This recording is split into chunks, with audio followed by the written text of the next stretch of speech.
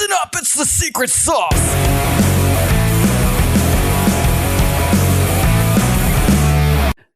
Secret sauce is for current owners, current operators, and what's one thing that's working well in your business right now that you think other people can implement into their businesses to help take them up a level?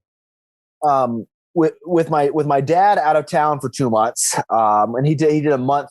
I've reevaluated our business structure. I feel much more confident making decisions without ever saying anything to them and just running things. But I'm also realizing how much I'm working. Mm-hmm. And I'm going, what can I do to still make this much money? Or maybe a little bit less, sacrifice some money and have much more time. Mm-hmm. I just took my daughter out to the woods to shed hunt for antler sheds. I'm like, man, I just wish I could do this with my kids more. Yeah. And one thing that I've realized that is in our business model that is extremely important, and I don't know if I've heard anybody say yet, redundancy. Redundancy is extremely important with my business model. I've got 3 changers at every store, individual changers. So even and on different circuits. So even if that circuit trips a breaker in the middle of the night, someone's not calling me complaining we're out of change. So I got 3 different changers. I run a hybrid system so that even if I have a coin jam, I can still make money on that machine by a card. I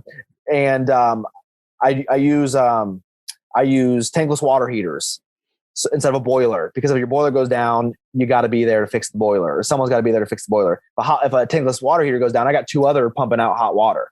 So everything I do, even like I was talking about with employees, I have redundancy in my employees, because the goal is, and I actually just closed my dry cleaning plant for good. And because that was one thing if something in my dry cleaning plant went down, I had to stop everything I'm doing and leave. Now, no matter what time of day, if I'm hunting, if I'm fishing, if I'm at a family holiday, if something goes down in that store, it can wait a week. Mm-hmm. It usually doesn't. It usually waits a day, but I don't have to leave and leave. And if you're an operator right now who wants more free time, add redundancies into your store. Think about all the things that are emergencies and require your presence if it breaks or if there's an issue, and work in a redundancy for it. It's rare for 3 changers to go down. I mean, it just is. Stuff like that, and hot water heaters, stuff like that. So add in as many redundancies as you can into your store, so you know that if something goes down, you can still operate. That is genius secret sauce. I love that, because it's true, man.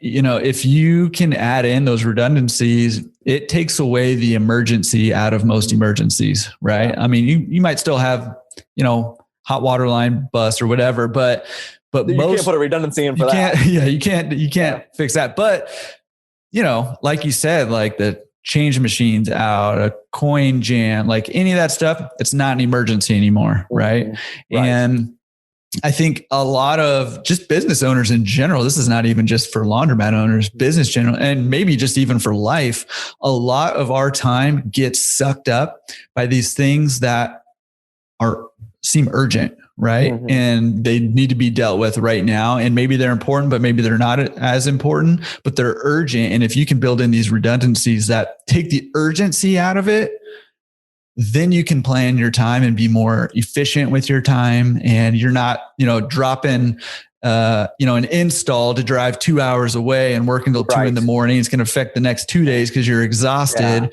and it's not even making half the money that the new one's going to make, right? Like, and those things happen at the worst times because they're on your weekends when you're the busiest. Yeah. Or, in the hunting season, I hate getting calls during hunting season. I try to be in the woods as much as possible.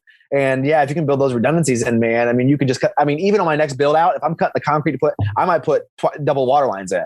Might put an extra hot and extra cold in, just so I can if I bust a line under the concrete or my bulkhead, I can have the employee reach in, flip 2 valves or 4 valves and get new, and have new service, and not have to worry about cutting concrete or running overhead.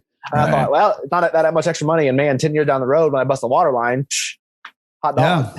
Yeah. I mean, I like that thought process. I can't tell you how many times I've had anxiety, especially early on, where, like we want to go to the mountains to go to the snow. And I'm like, there's no reception up there. Like, I just have this anxiety that builds up, like something's going to go wrong in my store and it's going to be urgent and nobody's gonna be able to get a hold of me because I'm playing in the snow in the mountains with no reception with my kids. Right. Like, and that anxiety you know, or even like going on vacation. I'm like, man, I'm going to try to go on vacation, and be gone for a week. And, you know, what if this happens or that happens, or, you know, but those redundancies, you know, make it not urgent anymore. Right. And lower that anxiety. I love that. Love that secret sauce.